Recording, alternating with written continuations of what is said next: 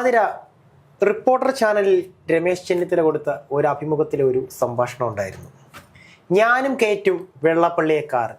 വെള്ളാപ്പള്ളിയെ മാത്രമല്ല, ആർക്കും എൻ്റെ കാറിലേക്ക് കയറുവാൻ പറ്റും. എന്തുകൊണ്ടാണ് ഇങ്ങനെ ഒരു ഒരു ഒരു സംഭാഷണം അദ്ദേഹത്തിൽ നിന്ന്, രമേശ് ചെന്നിത്തലയിൽ നിന്ന് ഇങ്ങനെ ഒരു വാക്കുകൾ വരേണ്ടി വന്നത്? അതെന്ത് കാരണത്താലാണ്? കാരണം മിക്കുള്ള ജനങ്ങൾക്ക് അറിയാൻ സാധിക്കും. കാരണം ഈ തദ്ദേശത്തിന് മുൻപ് പുറത്തേക്ക് വന്നൊരു ചിത്രമായിരുന്നു, ഒരു ദൃശ്യമായിരുന്നു. സഖാവ് അല്ലെങ്കിൽ മുഖ്യമന്ത്രി പിണറായി വിജയന്റെ കാറിൽ നിന്നും ഇറങ്ങി വരുന്ന വെള്ളാപ്പള്ളിയുടെ ദൃശ്യം. നമുക്ക് ഈ പറയുന്ന പ്രസ്താവന ഒരു കളിയാക്കലുകൾ പോലെ വേണമെങ്കിൽ പറയാൻ പറ്റും. പക്ഷെ അതിന് ഇരു അർത്ഥങ്ങൾ ഉണ്ടെന്നാണ് ഞാൻ വിശ്വസിക്കുന്നത്. വെള്ളാപ്പള്ളി നടേശനെ പരിചയപ്പെടുത്തേണ്ട കാര്യമില്ല. SNDP എന്ന് പറയുന്ന അല്ലെങ്കിൽ ശ്രീനാരായണ ഗുരു സമിതി, അതിന്റെ ഒരു പ്രധാന വക്താവ് തന്നെയാണ് ഈ പറയുന്ന വെള്ളാപ്പള്ളി നടേശൻ. അതിന്റെ അപ്പുറത്തേക്കും SNDP മാത്രമാണോ വെള്ളാപ്പള്ളി നടേശൻ എന്ന് ചോദിച്ചാൽ അങ്ങനെയല്ല. ഒരു പ്രമുഖ വ്യവസായി എന്ന് തന്നെ വെള്ളാപ്പള്ളിയെ നമുക്ക് പറയേണ്ടി വരും. അങ്ങനെ ഒരാളെ ഒരു രാഷ്ട്രീയ പാർട്ടിയും തഴയില്ല അല്ലെങ്കിൽ വെറുപ്പിക്കില്ല എന്നൊരവസ്ഥയുണ്ട്. കൃത്യമായി ആ വിഭാഗത്തിൽ നിന്നുള്ള അവിടുത്തെ വോട്ടുകൾ എല്ലാ പാർട്ടി കക്ഷികൾക്കും ആവശ്യമുള്ളൊരു കാര്യം തന്നെയാണ്. പക്ഷേ രമേശ് ചെന്നിത്തല പ്രയോഗിച്ച ഈ ഒരു പ്രയോഗത്തിന്റെ അർത്ഥം എന്ന് പറഞ്ഞു കഴിഞ്ഞാൽ, മുഖ്യമന്ത്രി പിണറായി വിജയന്റെ കാറിലേക്ക് പാർട്ടി സെക്രട്ടറി അല്ലെങ്കിൽ പാർട്ടി സെക്രട്ടറിക്ക് കൃത്യമായിട്ടുള്ള വേറെ കാറുണ്ട്, എന്നാലും ഇദ്ദേഹത്തിൻ്റെതായിട്ടുള്ള കുറച്ച് പേഴ്സണൽ ആൾക്കാർക്ക് മാത്രമേ പ്രവേശനമുള്ളൂ. അങ്ങനെയല്ലേ? അല്ലെങ്കിൽ അത് അയാളുടെ വ്യക്തിപരമായിട്ടുള്ള ഒരു കാര്യമല്ലേ? സംസ്ഥാനത്തിന്റെ മുഖ്യമന്ത്രിയുടെ കാറിലേക്ക് സെക്യൂരിറ്റി ഇത് പ്രകാരം എല്ലാവർക്കും അങ്ങനെ കയറാൻ പറ്റില്ലല്ലോ എന്ന ചോദ്യം വരുമ്പോഴും പക്ഷേ പ്രത്യേക ഇഷ്ടം എങ്ങനെ വെള്ളാപ്പള്ളിയോട് മുഖ്യമന്ത്രി പിണറായി വിജയന് വന്നു, പെട്ടെന്ന് എങ്ങനെ ഇത് പൊട്ടിമുളച്ചു എന്നൊരു ചോദ്യമാണ് ഇവിടെ ഉണ്ടാവുന്നത്. അതുകൊണ്ട് തന്നെയാണ് രമേശ് അങ്ങനെ പറയുന്നതാണ്. ഒരിക്കലും ആതിര വെള്ളാപ്പള്ളിയെ കമ്മ്യൂണിസ്റ്റ് പാർട്ടിയോ അല്ലെങ്കിൽ പിണറായി വിജയനോ ശത്രുസ്ഥാനത്ത് നിർത്തിയിട്ടില്ലല്ലോ. അവര് BDJS എന്ന് പറയുന്ന ഒരു പുതിയ പ്രസ്ഥാനം രൂപീകരിച്ചു. അവര് BJPക്ക് സപ്പോർട്ട് കൊടുത്തു എങ്കിൽ പോലും ഇപ്പോഴും SNDP അനുഭാവികളായിട്ടുള്ള ധാരാളം വ്യക്തികൾ കമ്മ്യൂണിസ്റ്റ് പാർട്ടിക്ക് സപ്പോർട്ട് കൊടുക്കുന്നുണ്ട്. കമ്മ്യൂണിസ്റ്റ് പാർട്ടിയിൽ ഇപ്പോഴും പ്രവർത്തിക്കുന്നുണ്ട്. SNDP എന്ന് പറയുന്ന പ്രസ്ഥാനം ഒരു കാലത്ത് കമ്മ്യൂണിസ്റ്റ് പാർട്ടിയോട് ചേർന്ന് ലയിച്ചു പൊക്കൊണ്ടിരുന്ന, അത് രാഷ്ട്രീയ ചിന്തയിൽ കമ്മ്യൂണിസ്റ്റ് പാർട്ടിയോട് ചേർന്ന് ലയിച്ചു പൊക്കൊണ്ടിരുന്നതാണ്. ഇപ്പോഴും ആ പഴയ സഖാക്കൾ അല്ലെങ്കിൽ ഇപ്പോഴും SNDP അനുഭാവികളായിട്ടുള്ള വ്യക്തികൾ ഇപ്പോഴും കമ്മ്യൂണിസ്റ്റ് പാർട്ടിയിൽ കൂടുതലുള്ളത് കമ്മ്യൂണിസ്റ്റ് പാർട്ടിയിലാണെന്ന് തന്നെയാണ് എൻ്റെ വിശ്വാസം. അത് മാറ്റം വന്നിട്ടില്ല.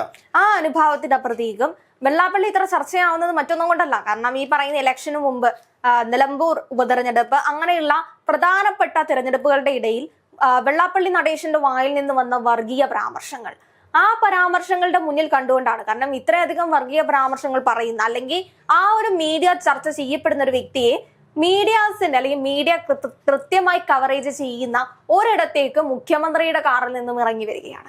അപ്പോഴാണ് അത് ചർച്ച ചെയ്യപ്പെടുന്നത്. കാരണം കൃത്യമായി മുഖ്യമന്ത്രി പ്രതിനിധീകരിക്കുന്ന ഒരു പാർട്ടി എന്ന് പറയുന്നത് കമ്മ്യൂണിസ്റ്റ് പാർട്ടിയാണ്. വർഗീയവാദികളെ ഉള്ളിൽ നിർത്താത്ത അല്ലെങ്കിൽ വർഗീയവാദം ഇല്ലാത്ത എന്ന് പറയുന്ന CPMന്റെ ആ ഒരു പ്രധാന സ്ഥാനത്തിരിക്കുന്ന മുഖ്യമന്ത്രിയായ പിണറായി വിജയന്റെ കാറിൽ നിന്ന് വെള്ളാപ്പള്ളി അല്ലെങ്കിൽ അതിനകത്തിലേക്ക് വേറെ ആർക്കും പ്രവേശനമില്ലാത്തൊരു കാറാണ്. ആ കാറിലേക്ക് വെള്ളാപ്പള്ളിക്ക് എങ്ങനെ പ്രവേശനം കിട്ടി എന്നുള്ളതാണ് ചർച്ചയാവുന്നത്.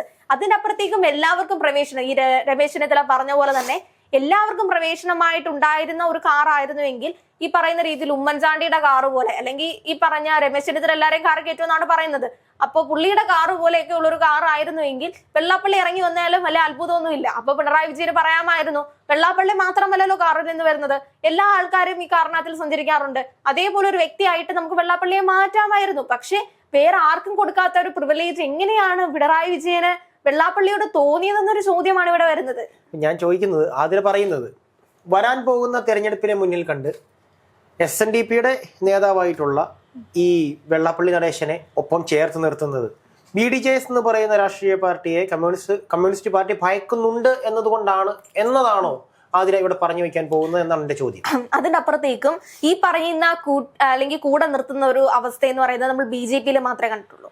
കൃത്യമായ മണ്ഡലങ്ങൾ നോക്കി ക്രൈസ്തവ സമൂഹങ്ങളാണോ കൂടുതലുള്ളത് എങ്കിൽ ക്രൈസ്തവ സ്ഥാനാർത്ഥികളെ നിർത്തുന്നൊരവസ്ഥ, കൃത്യമായി ജാതി പറഞ്ഞ് അല്ലെങ്കിൽ മതം പറഞ്ഞ് എങ്ങനെയെങ്കിലും എന്ന് വെച്ചാൽ പ്രത്യക്ഷത്തിൽ പോയി ഞാൻ ഈ ജാതിയാണ് അല്ലെങ്കിൽ നമ്മൾ ഈ മതമാണ് അങ്ങനെ പറയുകയല്ല ചെയ്യുന്നത്. അതേ സമൂഹത്തിൽ നിന്നുള്ള വ്യക്തികളെ പിടിച്ചു നിർത്തുക, അങ്ങനെ വോട്ടുകൾ ചോദിക്കുന്ന ഒരു അവസ്ഥ നമ്മൾ BJP-യിൽ മാത്രമേ കണ്ടിട്ടുള്ളൂ. ബാക്കി പറയുന്ന കക്ഷികൾക്കൊക്കെ ഈ പറയുന്ന സമൂഹങ്ങളിൽ നിന്നുള്ള വോട്ടുകൾ ആവശ്യമാണ്. പക്ഷെ പ്രത്യക്ഷത്തിൽ പോയി ഞങ്ങൾ വെള്ളാപ്പള്ളിയെ സപ്പോർട്ട് ചെയ്യുന്നു, അതുകൊണ്ട് വെള്ളാപ്പള്ളി പക്ഷത്തിലുള്ള അല്ലെങ്കിൽ ആ സമൂഹത്തിൽ നിന്നുള്ള വോട്ടുകളൊക്കെ ഞങ്ങൾക്ക് വേണം, അങ്ങനെ ഇതുവരെ നമ്മളൊരു രാഷ്ട്രീയ കളത്തിൽ നമ്മൾ കേട്ടിട്ടില്ല. ഒരു ചരിത്രം നമുക്ക് ഉണ്ടായിരുന്നില്ല. പക്ഷെ അതിന്റെ അപ്പുറത്തേക്കും പ്രത്യക്ഷത്തിൽ വർഗീയത പറയുന്ന ഒരാളെ കൂടെ നിർത്തി, കാരണം ഇവരുടെ പ്രത്യേകം വീട്ടിൽ പോയി അത്താഴ വരുന്നതിന്റെ ഇടയിൽ പോയി എടുത്ത ദൃശ്യങ്ങളൊന്നും അല്ല, ഒരു പൊതു സമൂഹത്തിലേക്ക് ഇറങ്ങി വരുന്ന ഒരു അവസ്ഥയാണ് നമ്മൾ കണ്ടിട്ടുള്ളത്. അല്ലെങ്കിൽ പ്രത്യേകം ഇനിയിപ്പോ കുടുംബപരമായിട്ട് എന്തെങ്കിലും ബന്ധങ്ങളുണ്ട്, പേഴ്സണൽ സൗഹൃദങ്ങൾ, രാഷ്ട്രീയവും പേഴ്സണൽ സൗഹൃദങ്ങളും വ്യത്യസ്തമാണെന്നുള്ളതാണ് സത്യാവസ്ഥ. അപ്പൊ അത്തരമുള്ള സൗഹൃദങ്ങൾക്കിടയിൽ ഒരു ദൃശ്യമാണ് പുറത്തേക്ക് വന്നതെങ്കിൽ നമുക്ക് പ്രത്യേകിച്ച് ഒന്നും പറയാനില്ല. കാരണം അത് പണ്ട് തൊട്ടേയുള്ള സൗഹൃദങ്ങളായിരിക്കാം. അതിനകത്തിൽ ഇയാൾ ഒരു വർഗീയവാദം ഇപ്പുറത്തെ രാഷ്ട്രീയപരമായി പറയുന്നതൊന്നും നമുക്ക് ചർച്ചാ വിഷയമല്ല. പക്ഷേ ഇവിടെ ഇങ്ങനെ കത്തിക്കൊണ്ടിരിക്കുന്ന സമയത്തിൽ ഒരു കൂട്ടം CPM നേതാക്കൾ ഇതിനെതിരെ പറയുകയും കോൺഗ്രസ് എപ്പോഴും താങ്ങിക്കൊണ്ട് നടക്കുന്ന ആളാണ് വെള്ളാപ്പള്ളി എന്ന് പരാമർശിക്കുകയും ചെയ്യുന്ന സ്ഥാനത്ത് തന്നെ ഇവരും ഇതേ താങ്ങലുകൾ തന്നെയല്ലേ ചെയ്തുകൊണ്ടിരിക്കുന്നത്? തീർച്ചയായിട്ടും ആതിര, ഇതിപ്പം പറയുമ്പോൾ ചോദ്യം ചോദിച്ചത് ഞാനും ഉത്തരം പറയുന്ന ആതിരവെന്നായിരുന്നെങ്കിൽ പോലും ഇപ്പോൾ ചോദ്യങ്ങൾ എന്നിലേക്ക് വന്നുകൊണ്ടിരിക്കുകയാണ്. ഇതൊക്കെ അതായത് ഈ പറയുന്ന പ്രത്യക്ഷത്തിൽ ശത്രുസ്ഥാനത്ത് നിർത്തുകയും എന്നാൽ അണിയറയിൽ അപ്പന ഭായി കളിക്കുന്ന ഒരു രാഷ്ട്രീയം, അത് ഇന്നും ഇന്നലെ ഒന്നും തുടങ്ങിയതൊന്നും അല്ലല്ലോ. വർഷങ്ങളായി ഇത് തന്നെയല്ലേ ഇവിടെ നടന്നുകൊണ്ടിരിക്കുന്നത്. കാരണം നമ്മൾ സാധാരണക്കാർ നോക്കുമ്പോൾ കമ്മ്യൂണിസ്റ്റ് പാർട്ടിയും ഈ പറയുന്ന കോൺഗ്രസും BJP-യും തമ്മിൽ ശത്രുതയിലാണ്. അവർ ഏറ്റുമുട്ടുന്നു. തമ്മിൽ കാണുമ്പോഴേക്കും ഈ ഇറച്ചിക്കടയ്ക്ക് മുന്നിൽ നിൽക്കുന്ന പട്ടികൾ ഒരു പട്ടി മറ്റൊരു പട്ടിയെ കാണുമ്പോൾ മുറുമുന്നത് പോലെ മുറുമുന്നു. ആകെപ്പാടെ ഭയങ്കര വിഷയം. പക്ഷേ സത്യത്തിൽ എന്താണ് സംഭവിക്കുന്നത്? ഇവർക്കിടയിൽ യാതൊരുവിധ പ്രശ്നങ്ങളും ഇല്ല. പക്ഷെ രാഷ്ട്രീയപരമായിട്ടുള്ള പ്രശ്നങ്ങൾ മാത്രമേ എല്ലാവരുടെ ഇടയിലും ഉണ്ടെന്ന് ഞാൻ വിശ്വസിക്കുന്നുള്ളൂ. അല്ലാതെ രാഷ്ട്രീയങ്ങൾക്ക് അപ്പുറത്തേക്കും പല സ്ഥാനാർത്ഥികളും അല്ലെങ്കിൽ ഈ പറയുന്ന രീതിയിൽ BJP, കോൺഗ്രസ്, CPM നേതാക്കൾ ഒരുമിച്ചിരിക്കുന്ന അല്ലെങ്കിൽ അവരുടെ സൗഹൃദ നിമിഷങ്ങളൊക്കെ പലപ്പോഴും മാധ്യമങ്ങളിലൂടെ പുറത്തു വന്നിട്ടുള്ളതാണ്.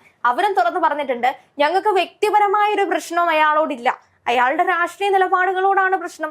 രാഷ്ട്രീയപരമായി ഞങ്ങൾ പോരാട്ടത്തിന് ഇറങ്ങുന്നു, രാഷ്ട്രീയപരമായി ഒരു സൗഹൃദ പോരാട്ടങ്ങളാണ് നയിക്കുന്നത്.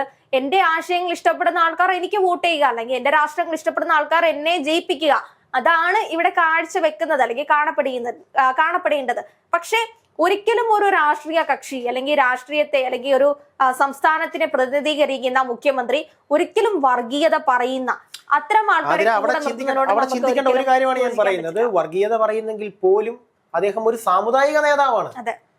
ഒരു സാമുദായിക നേതാവിനെ ഒരു മുഖ്യമന്ത്രിക്ക് തന്റെ ഒപ്പം ചേർത്ത് നിർത്തുന്നതിൽ ഇത്രയധികം ഉള്ള വിവാദങ്ങളൊന്നും പൊട്ടിപ്പറേണ്ട ആവശ്യമില്ല. പറഞ്ഞിരുന്നിരിക്കാം. അദ്ദേഹം പറഞ്ഞിരുന്നു, വർഗീയത പറഞ്ഞിരുന്നു.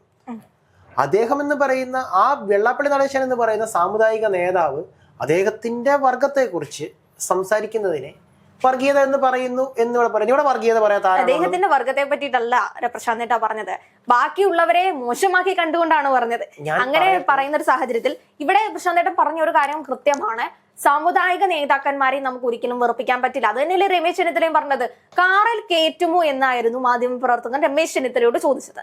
രമേശ് ചെന്നിത്തല കൃത്യമായി പറയുന്നുണ്ട്, കയറ്റും. കാരണം സാമുദായിക നേതാവാണ്, അയാളെ മാത്രമല്ല കയറ്റുന്നത്, ഞാൻ എല്ലാ സാമുദായിക നേതാക്കന്മാരെയും കയറ്റുമെന്നാണ് അതിന്റെ ഒരു അർത്ഥം വരുന്നത്. അതേപോലെ സാമുദായിക നേതാക്കന്മാരെ മാത്രമല്ല ബാക്കി എല്ലാ വിഭാഗത്തിൽപ്പെടുന്ന ആൾക്കാരെയും ഞാൻ കയറിൽ കയറ്റും. അതിനർത്ഥം വേണമെങ്കിൽ രമേശ് ചെന്നിത്തലയ്ക്ക് പറയാമായിരുന്നു ഈ പറയുന്ന രീതിയിൽ, അയാൾ വർഗീയ പരാമർശങ്ങളൊക്കെ പറയുന്ന ആളല്ലേ, ഞാൻ അതുകൊണ്ട് അയാളെ കാറിൽ കയറ്റുന്നില്ല. അതിനപ്പുറത്തേക്ക് അയാളെ ആവശ്യമുണ്ട്. വായിലെ നാക്കിന് എല്ല് എന്ന് പറയുന്ന ഒരു സാധനം ഇല്ലാത്തതുകൊണ്ട് അതെങ്ങനെ വേണമെങ്കിലും വളച്ച ആർക്കും എന്തും പറയാം. പക്ഷേ മുഖ്യമന്ത്രി സ്ഥാനത്തേക്ക് എങ്ങാനും രമേശ് ചെന്നിത്തല വന്ന് കയറിയാൽ, അദ്ദേഹം മുഖ്യമന്ത്രി ആയാൽ, അന്ന് അദ്ദേഹം അദ്ദേഹത്തിന്റെ പ്രവൃത്തിയിലൂടെ ചെയ്ത് കാണിക്കട്ടെ. എല്ലാവർക്കും അദ്ദേഹത്തിന്റെ വാഹനത്തിലേക്ക് സ്വാഗതം എന്നുള്ളത് വാക്കിലൂടെ അല്ല, പ്രവൃത്തിയിലൂടെ ചെയ്ത് കാണിക്കണം. അതുവരേക്കും അദ്ദേഹം എന്തും പറയട്ടെ, നമുക്ക് കേൾക്കാം, ഇതുപോലെ ചർച്ച വയ്ക്കാം. എന്താണെങ്കിലും വെള്ളാപ്പള്ളി കാറിൽ കയറിയതാണ് ഇപ്പോഴത്തെ പ്രശ്നം. അല്ല, വെള്ളാപ്പള്ളി കാറിൽ കയറിയതിന്റെ അപ്പുറത്തേക്കും വെള്ളാപ്പള്ളിയെ മാത്രം കാറിൽ കയറ്റിയതാണ് പ്രശ്നം എന്നുള്ളതാണ്. അങ്ങനെ നമുക്ക് തിരുത്തി പറയേണ്ടി വരും. അതേപോലെ തന്നെ സാമുദായിക നേതാക്കന്മാരുടെ സപ്പോർട്ടില്ലാതെ ഒരു രാഷ്ട്രീയ കക്ഷികൾക്കും പൂർണ്ണമായ ഒരു ജയിലിലേക്ക് എത്താൻ പറ്റില്ല എന്നുള്ളതാണ് സത്യാവസ്ഥ. ഈ ഭാരതത്തിൽ നടക്കില്ല. അല്ല, അതാണ് ഒരു പ്രധാന സത്യാവസ്ഥ. അത് BJP മാത്രം പ്രത്യക്ഷത്തിൽ ചെയ്യുന്നു എന്ന് വേണമെങ്കിൽ നമുക്ക് പറയാൻ പറ്റും. ബാക്കി എല്ലാ ആൾക്കാരും വെറുപ്പിക്കാൻ, അല്ലെങ്കിൽ ഈ പറയുന്ന നായർ സമാജത്തിന്റെ വോട്ടുകളാണെങ്കിലും പട്ടികജാതി പട്ടികവർഗ ആ ഒരു വിഭാഗത്തിന്റെ വോട്ടുകളാണെങ്കിലും ഇതിന്റെയൊക്കെ സാമുദായിക നേതാക്കന്മാരുമായി ശക്തമായിട്ടൊരു ബന്ധം 3 പാർട്ടികൾക്കും ഉണ്ടെന്നുള്ളതാണ് സത്യാവസ്ഥ. അതുകൊണ്ട് തന്നെ ഒരാൾക്കും പ്രത്യക്ഷത്തിൽ വന്ന് ഞങ്ങൾക്ക് വെള്ളാപ്പള്ളി സമൂഹത്തിന്റെ അല്ലെങ്കിൽ വെള്ളാപ്പള്ളി പ്രതിനിധീകരിക്കുന്ന അദ്ദേഹത്തിൻ്റെതായിട്ടുള്ള വോട്ടുകൾ ഞങ്ങൾക്ക് വേണ്ട എന്ന് ഒരു കക്ഷി പാർട്ടികളും ഇവിടെ വന്ന് പറയില്ല എന്നുള്ളതാണ് സത്യാവസ്ഥ. അതുകൊണ്ട് തന്നെ വെള്ളാപ്പള്ളി ഒരു പ്രധാന ഘടകം തന്നെ ആയിരിക്കും നിയമസഭാ തെരഞ്ഞെടുപ്പിൽ. ഏതൊക്കെ മണ്ഡലങ്ങളിലാണ് ഇനി പറയുന്ന രീതിയിൽ കൂടിക്കാഴ്ചകൾ നടത്താൻ പോകുന്നത്, കൂടെ പിടിച്ച് നിർത്താൻ പോകുന്നത് എന്നുള്ളത് ഒരു പ്രധാന പങ്കാണ്. വെള്ളാപ്പള്ളി ആരുടെ കൂടാണ് നിൽക്കുന്നത് എന്നുള്ളത് ആലോചിക്കണം. കാരണം ഇപ്പൊ നോക്കിക്കഴിഞ്ഞാൽ രമേശ് ചെന്നിത്തല ഉൾപ്പെടുന്ന ഗ്രൂപ്പും വെള്ളാപ്പള്ളിയുടെ ഒപ്പം നിൽക്കുന്നുണ്ട്. പിണറായി വിജയൻ ശക്തമായി വെള്ളാപ്പള്ളിയെ പിടിച്ചു നിർത്തുന്നുണ്ട്. ഇതിനകത്ത് മനസ്സിലാക്കേണ്ടത് ഈ BDJS BJPയുടെ കൂട്ടത്തിൽ കൂടിക്കഴിഞ്ഞിട്ട് പ്രത്യേകിച്ച് ലാഭമൊന്നും അവർക്ക് ഉണ്ടാക്കി കൊടുത്തില്ലെങ്കിൽ പോലും അത് നമ്മുടെ കാഴ്ചപ്പാടിലാണ് അങ്ങനെ ഒരു ലാഭമില്ലാത്തത്. വോട്ടിന്റെ എണ്ണം കൂടി, കിട്ടുന്ന വോട്ടുകളുടെ എണ്ണം BJPക്ക് ഗണ്യമായി വർദ്ധിച്ചിട്ടുണ്ട്. അത് നമ്മുടെ കേരളത്തിലെ ഒരു മുന്നണിയിലേക്ക്, കോൺഗ്രസിലേക്കോ CPIMലേക്കോ ഈ പറയുന്ന BDJS ചേരുകയാണെന്നുണ്ടെങ്കിൽ അത് തീർച്ചയായിട്ടും അവർക്കൊരു ബെനിഫിറ്റാണ്, നല്ലൊരു വോട്ട് ബാങ്കാണ്. BJPയോട് ഇവിടെ കേരളത്തിലുള്ള ആ ഒരു വിമുഖതയാണ് BDJSന് ഒരു ലാഭവും അവർക്ക് കൊടുക്കാൻ പറ്റാതിരിക്കുന്നത്. പക്ഷെ മറ്റുള്ള പാർട്ടിയിലേക്ക് ചേർന്ന് കഴിഞ്ഞാൽ 100% നേട്ടം ഉണ്ടാകുമെന്നുള്ളത് കൊണ്ട് തന്നെ അദ്ദേഹം ഒരു വടത്തിന്റെ നടുവിൽ, അതായത് വെള്ളാപ്പള്ളി നടേശൻ അത് ഒരു വടത്തിന്റെ നടുവിൽ കെട്ടിയ ഒരു ചുവന്ന റിബണാണ്. അതിനെ ഒരു സൈഡിൽ നിന്ന് കമ്മ്യൂണിസ്റ്റ് പാർട്ടിയും ഒരു സൈഡിൽ നിന്ന് കോൺഗ്രസും വലിച്ചുകൊണ്ടിരിക്കും. നമുക്ക് നോക്കാം ആ റിബൺ എങ്ങോട്ടേക്ക് മാറുമെന്നുള്ളത്. അതിനുശേഷം നമുക്ക് ബാക്കി കാര്യങ്ങൾ സംസാരിക്കാം.